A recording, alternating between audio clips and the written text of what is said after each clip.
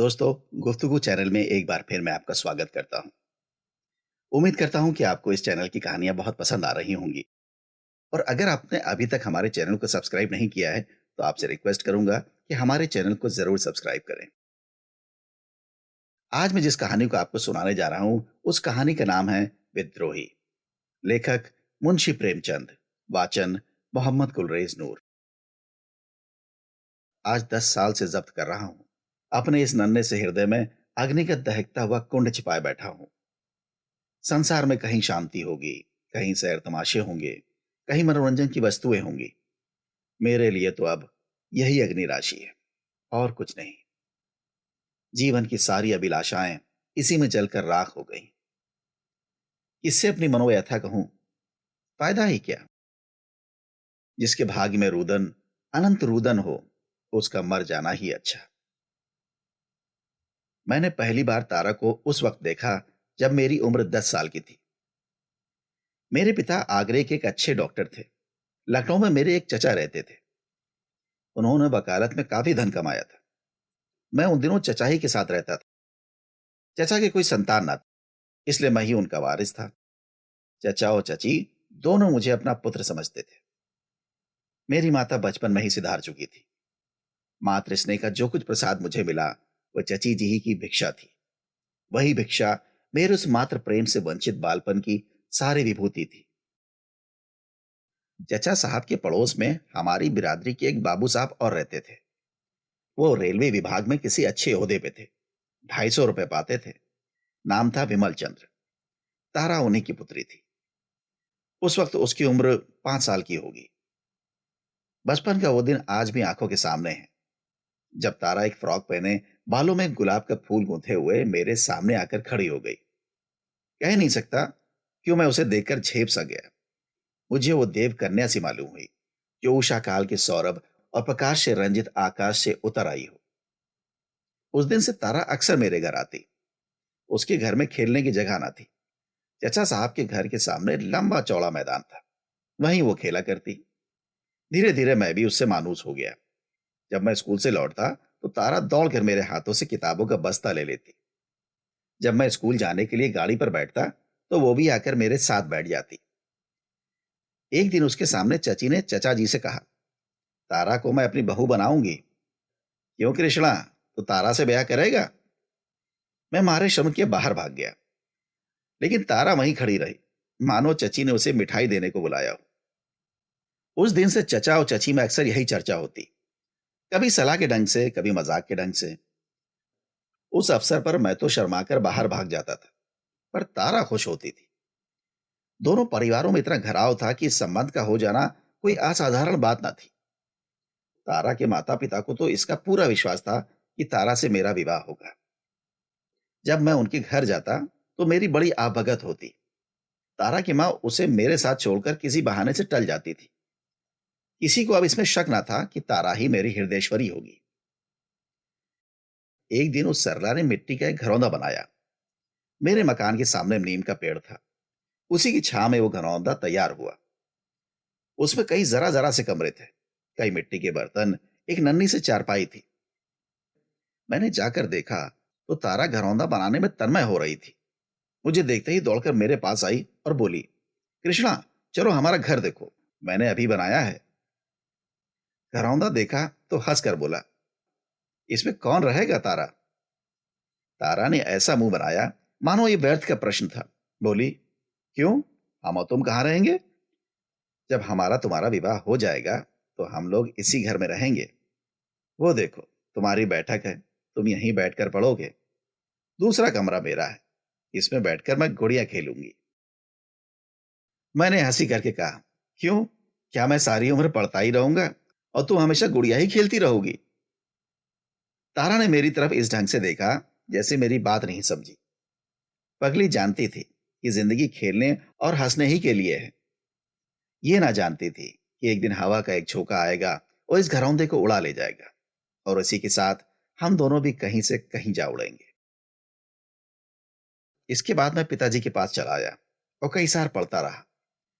लखनऊ की जलवायु मेरा अनुकूल ना थी, या पिताजी ने मुझे अपने पास रखने के लिए यह बहाना किया था। मैं निश्चय नहीं कह सकता। इंटरमीडिएट तक मैं आगरा में पढ़ा, लेकिन चचा साहब के दर्शनों के लिए बराबर जाता रहता था। हर एक तातील में लखनऊ अवश्य जाता, और गर्मियों की छुट्टी तो पूरी लखनऊ में ही कटती थी। एक छुट्टी गुजरते ही दूसरी छुट्टी आने के दिन गिने जाने लगते थे। अगर मुझे एक दिन की भी देर हो जाती तो तारा का पत्र आ पहुंचता। बचपन के उस सरल प्रेम में अब जवानी का उत्साह और उन्माद था। वो प्यारे दिन क्या भूल सकते हैं।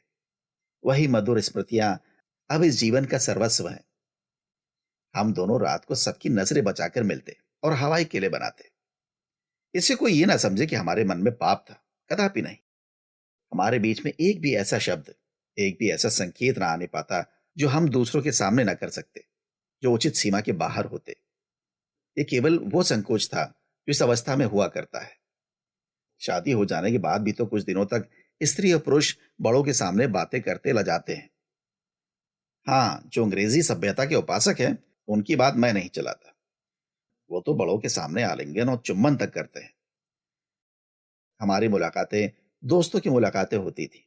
कभी ताश की बाजी होती, कभी साहित्य की चर्चा, कभी स्वदेश सेवा के मंसूबे बनते, कभी संसार यात्रा के। क्या कहूं, तारा का हृदय इतना पवित्र था। अब मुझे ज्ञात हुआ कि स्त्री कैसे पुरुष पर नियंत्रण कर सकती है, कुत्सित को कैसे पवित्र बना सकती है। एक दूसरे से बातें करने में, एक दूसरे के सामने बैठे रहने में हमें असीम आनंद होता था। फिर प्रेम की बातों की जरूर वहां होती है जहां अपने अखंड अनुराग, अपनी अतुल निष्ठा, अपने पूर्ण आत्मसमर्पण का विश्वास दिलाना होता है। हमारा संबंध तो स्थिर हो चुका था, केवल रस्में बाकी थी।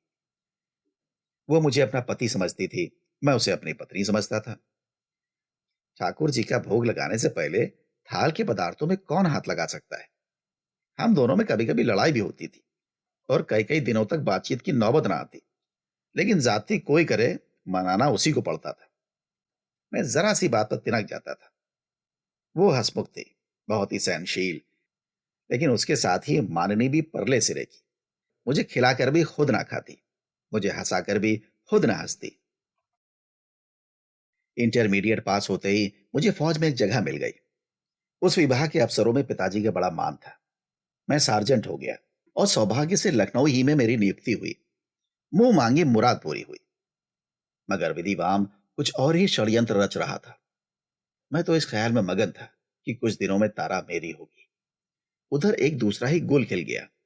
शहर के एक नामी रईस ने चचा जी से मेरे विवाह की बात छेड़ दी और 8,000 रुपए दहेज का वचन दिया। चचा जी के मुंह से लार टपक पड़ी। सोचा, ये आशातीत रकम मिलती है, इसे क्यों छोड़ू। विमल बाबू की कन्या का विवाह कहीं ना कहीं हो ही जाएगा। उन्हें सोचकर जवाब देने का वादा करके विदा किया, और विमल बाबू को बुलाकर बोले, आज चौधरी साहब कृष्णा की शादी की बात करने आए थे। आप तो उन्हें जानते ही होंगे, अच्छे रईस हैं, 8,000 रुपए दे रहे हैं। मैंने कह दिया, सोच कर जवाब दूंगा। आपकी क्या राय है, ये शादी मंजूर कर लूं। विमल बाबू ने चकित होकर कहा, ये आप क्या फरमाते हैं। कृष्णा की शादी तो तारा से ठीक हो चुकी है ना। चाचा साहब ने अनजान बनकर कहा, ये तो मुझे आज मालूम हो रहा है। किसने ठीक की है ये शादी। आपसे तो मुझसे इस विषय में कोई भी बातचीत नहीं हुई। विमल बाबू जरा गर्म होकर बोले, जो बात आज 10-12 साल से सुनता हूं, क्या उसकी तस्दीक भी करनी चाहिए थी। मैं तो इसे तय समझे बैठा हूं। मैं ही क्या, सारा मोहल्ला तय समझ रहा है। चचा साहब ने बदनामी की भय से जरा दब कर कहा, भाई साहब, हक तो यह है कि मैं जब भी इस संबंध की चर्चा करता था, दिल लगी के तौर पर। लेकिन खैर, मैं आपको निराश नहीं करना चाहता। आप मेरे पुराने मित्र हैं। मैं आपके साथ सब तरह की रियायत करने को तैयार हूं। मुझे 8,000 मिल रहे हैं, आप मुझे 7,000 ही दे दीजिए, 6,000 ही दे दीजिए। विमल बाबू ने उदासीन भाव से कहा, आप मुझसे मजाक कर रहे हैं या सचमुच दहेज मांग रहे हैं, मुझे यकीन नहीं आता। चचा साहब ने माथा सिकोड़ कर कहा, इसमें मजाक की तो कोई बात नहीं। मैं आपके सामने चौधरी से बातें कर सकता हूं। विमल बाबू, आपने तो यह नया प्रश्न छेड़ दिया। मुझे तो स्वप्न में भी गुमान ना था कि आपके और हमारे बीच में यह प्रश्न खड़ा होगा। ईश्वर ने आपको बहुत कुछ दिया है, 10-5 हजार रुपए में आपका कुछ ना बनेगा। हाँ, ये रकम मेरे सामर्थ्य से बाहर है। मैं तो आपसे दया की ही भिक्षा कर सकता हूँ। आज 10-12 साल से हम कृष्णा को अपना दामाद समझते आ रहे हैं। आपकी बातों से भी कई बार इसकी तस्दीक हो चुकी है। कृष्णा और तारा में जो प्रेम है, वो आपसे छिपा नहीं है। ईश्वर के लिए थोड़े से रुपयों के वास्ते कई जनों का खून ना कीजिए। चचा साहब ने दृष्टता से कहा। विमल बाबू, मुझे खेद है कि मैं इस विषय में और नहीं दब सकता। विमल बाबू जरा तेज होकर बोले, आप मेरा गला घोट रहे हैं। चचा, आपको मेरा एहसान मानना चाहिए कि कितनी रियायत कर रहा हूं। विमल, क्यों ना हो, आप मेरा गला घोटें और मैं आपका एहसान मानूं। मैं इतना उदार नहीं हूं। अगर मुझे मालूम होता कि आप इतने लोभी हैं तो आपसे दूर ही रहता। मैं आपको सज्जन समझता था। अब मालूम हुआ कि आप भी कौड़ियों के गुलाम हैं। जिसकी निगाह में मुरव्वत नहीं, जिसकी बातों का कोई विश्वास नहीं, उसे मैं शरीफ नहीं कह सकता।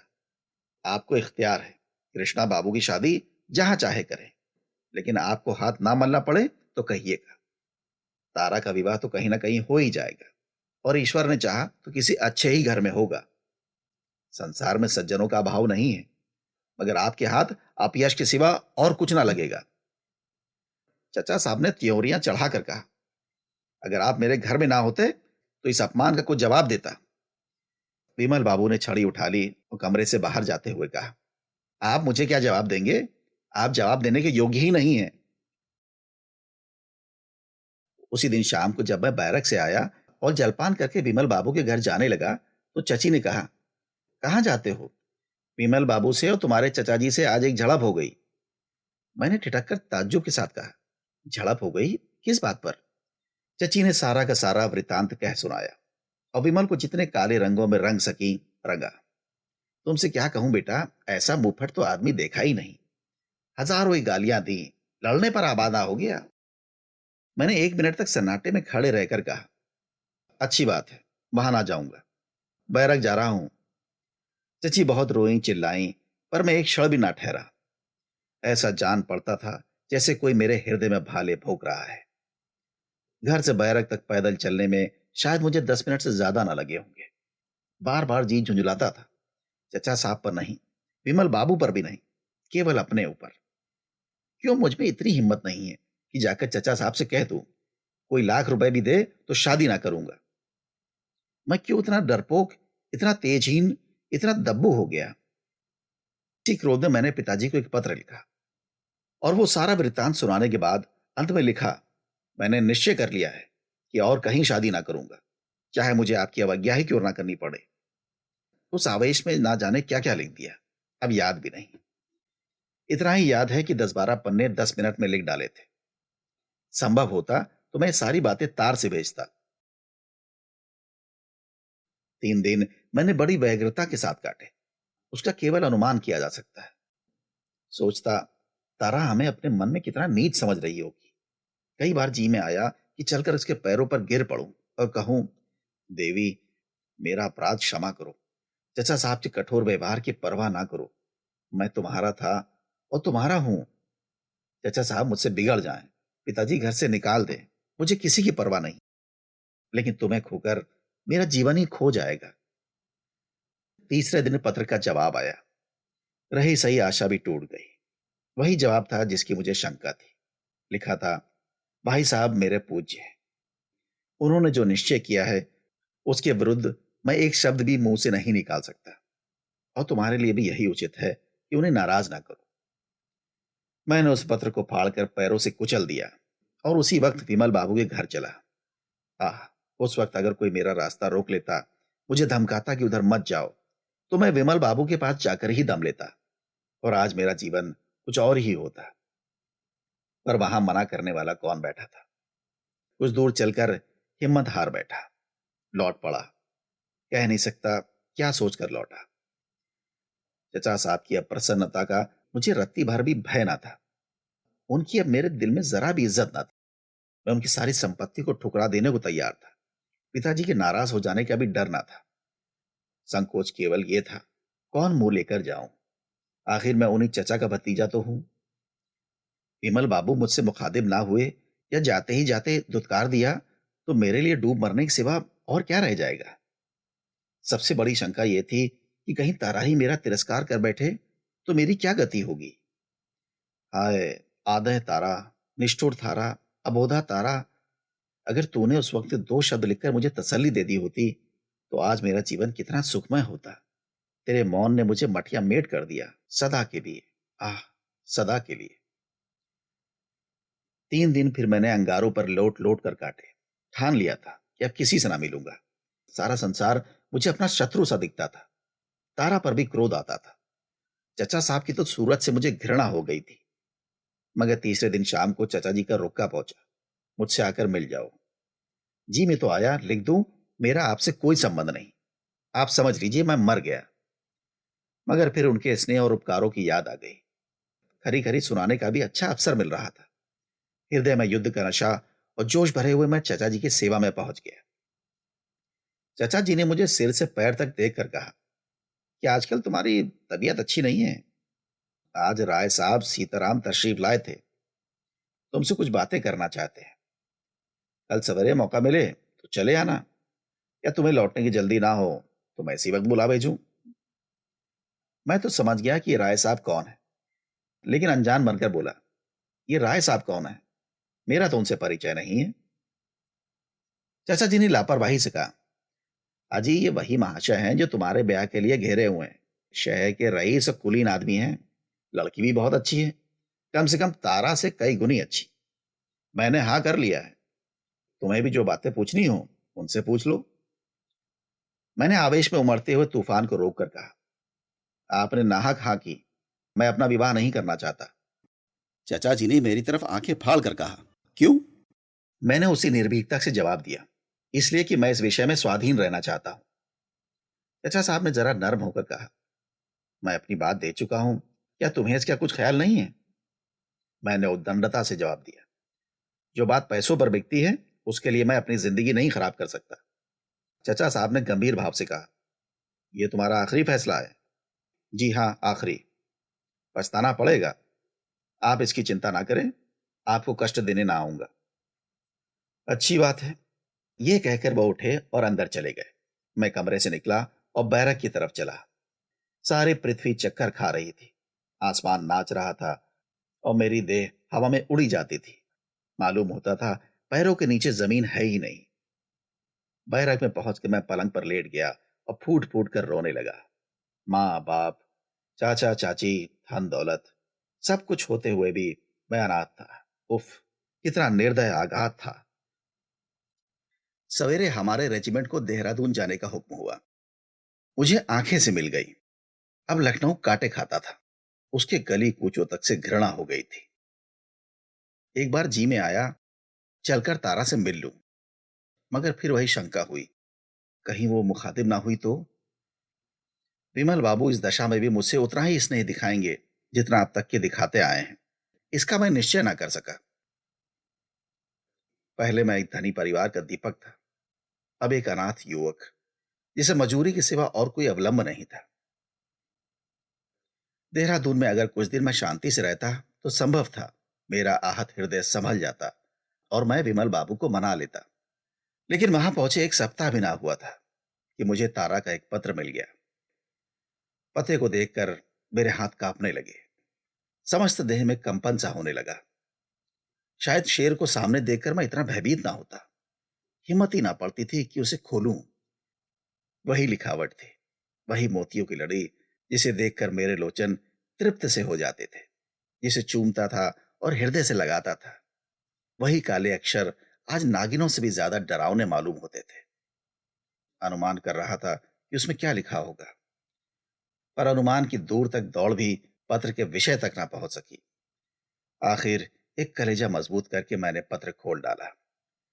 देखते ही आंखों में अंधेरा सा छा गया। मालूम हुआ किसी ने शीशा पिघलाकर पिला दिया। तारा का विवाह तय हो गया था। शादी होने में कुल 24 घंटे बाकी थे। उसने मुझसे अपनी भूलों के लिए क्षमा मांगी थी और विनती की थी, मुझे भुला मत देना। पत्र का अंतिम वाक्य पढ़कर मेरी आंखों से आंसुओं की झड़ी लग गई। लिखा था, यह अंतिम प्यार लो। अब आज से मेरे और तुम्हारे बीच में केवल मैत्री का नाता है। मगर कुछ और समझूं तो वो अपने पति के साथ अन्याय होगा। इसे शायद तुम सबसे ज्यादा नापसंद करोगे। बस इससे अधिक और ना लिखूंगी।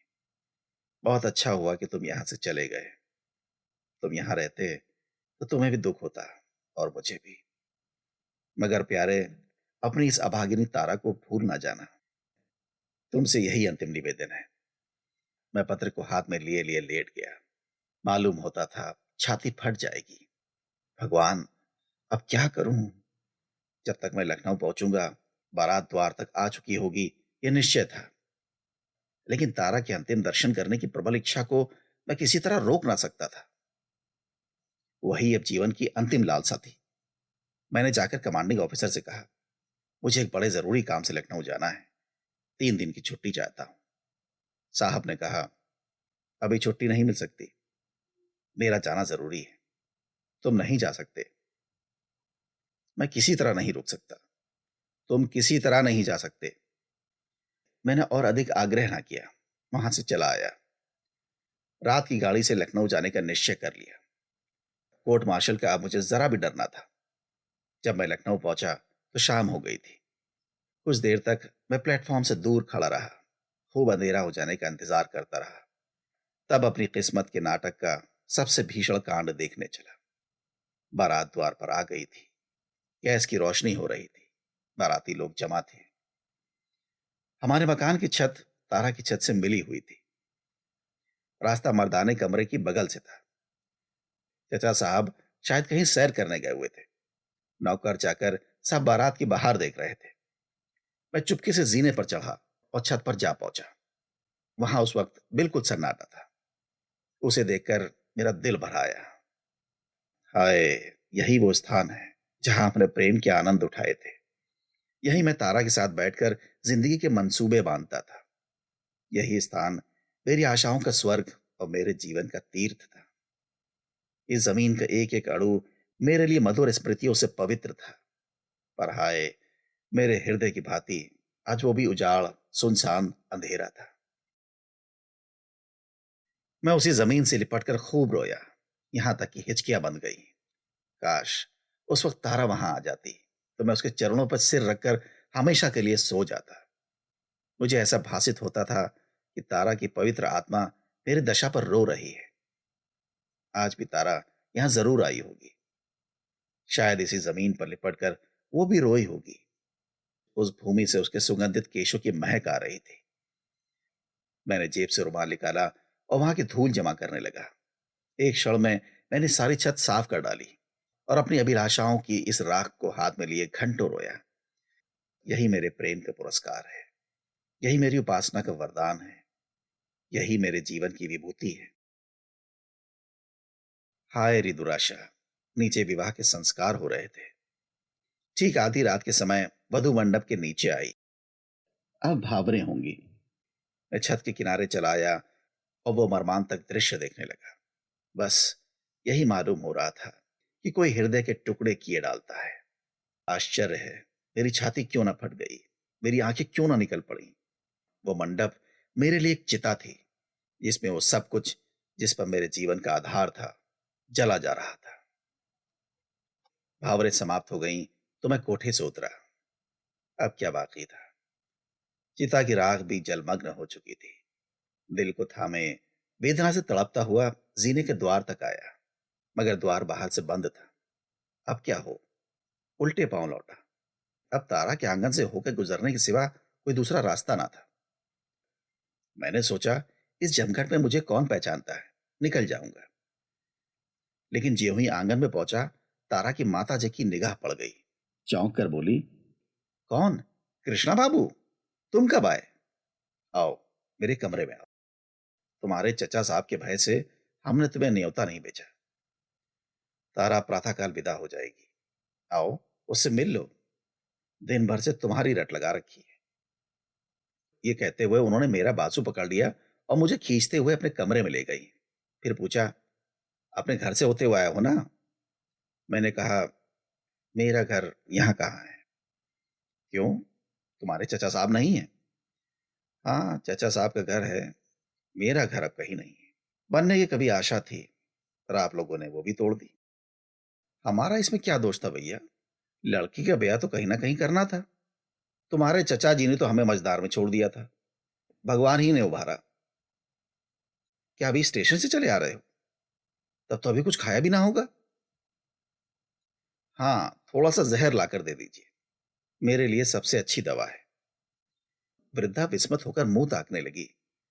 मुझे तारा से कितना प्रेम था, वो बेचारी क्या जानती थी। मैंने उसी विरक्ति के साथ फिर कहा, जब आप लोगों ने मुझे मार डालने का ही निश्चय कर लिया, तो अब देर क्यों करती हैं? आप मेरे साथ ये दगा करेंगी, ये मैं ना समझता था। खैर, जो हुआ अच्छा ही हुआ। चचा और बाप की आंखों से गिरकर मैं शायद आपकी आंखों में न जचता। बुढ़िया ने मेरी तरफ शिकायत की नजरों से देखकर कहा, तुम हमको इतना स्वार्थी समझते हो बेटा? मैंने जले हुए हृदय से कहा, अब तक तो ना समझता था, लेकिन परिस्थिति ने ऐसा समझने को मजबूर किया। मेरे खून का प्यासा दुश्मन भी मेरे ऊपर से घातक वार ना कर सकता था। मेरा खून आप ही की गर्दन पर होगा। तुम्हारे चचा जी ने ही तो इनकार कर दिया। आप लोगों ने मुझसे भी कुछ पूछा, मुझसे भी कुछ कहा, मुझे भी कुछ कहने का अवसर दिया। आपने तो ऐसी निगाहें फेरी जैसे आप दिल से यही चाहती थी। मगर अब आपसे शिकायत क्यों करूं? तारा खुश रहे, मेरे लिए यही बहुत है। तो बेटा, तुमने भी तो कुछ नहीं लिखा। अगर तुम एक पुर्जा भी लिख देते तो हमें तस्कीन हो जाती। हमें क्या मालूम था कि तुम तारा को इतना प्यार करते हो। हमसे जरूर भूल हुई, मगर उससे बड़ी भूल तुमसे हुई। अब मुझे मालूम हुआ कि तारा क्यों बराबर डाकियों को पूछती रहती थी। अभी कल वो दिन भर डाकिये की राह देखती रही। जब तुम्हारा कोई खत नहीं आया, तब वो निराश हो गई। बुला दूं उसे? मिलना चाहते हो? मैंने चारपाई से उठकर कहा, नहीं नहीं, उसे मत बुलाइए। मैं अब उसे नहीं देख सकता। उसे देखकर मैं ना जाने क्या कर बैठूं। ये कहता हुआ मैं चल पड़ा। तारा की मां ने कई बार पुकारा, पर मैंने पीछे फिर कर भी ना देखा। यह है मुझ निराश की कहानी। आज इसे 10 साल गुजर गए। इन 10 सालों में मेरे ऊपर जो बीती, उसे मैं ही जानता हूं। कई कई दिन मुझे निराहार रहना पड़ा है। फौज से तो मुझे तीसरे ही दिन निकाल दिया गया था। अब मारे मारे फिरने के सिवा मुझे कोई काम नहीं। पहले तो काम मिलता ही नहीं, और अगर मिल भी गया तो मैं टिकता नहीं। जिंदगी पहाड़ हो गई है, किसी बात की रुचि नहीं। आदमी की सूरत से भागता हूं। तारा प्रसन्न है। 3 4 साल हुए। एक बार मैं उसके घर गया था। उसके स्वामी ने बहुत आग्रह करके बुलाया था, बहुत कस्में दिलाई। मजबूर होकर गया। वो कली अब खिलकर फूल हो गई है। तारा मेरे सामने आई। उसका पति भी बैठा हुआ था। मैं उसकी तरफ ताक ना सका। उसने मेरे पैर खींच लिए। मेरे मुंह से एक शब्द भी ना निकला। अगर तारा दुखी होती, कष्ट में होती, फटे हालों में होती, तो मैं उस पर बली हो जाता। पर संपन्न, सरस, विकसित तारा मेरी संवेदना के योग्य न थी। मैं इस कुटिल विचार को रोक ना सका। कितनी निष्ठुरता, कितनी बेवफाई। शाम को मैं उदास बैठा वहां से जाने पर पछता रहा था कि तारा का पति आकर मेरे पास बैठ गया और मुस्कुराकर बोला, बाबूजी, मुझे यह सुनकर खेद हुआ कि तारा से मेरे विवाह हो जाने का आपको बड़ा सदमा हुआ। तारा जैसी रमणी शायद देवताओं को भी स्वार्थी बना देती।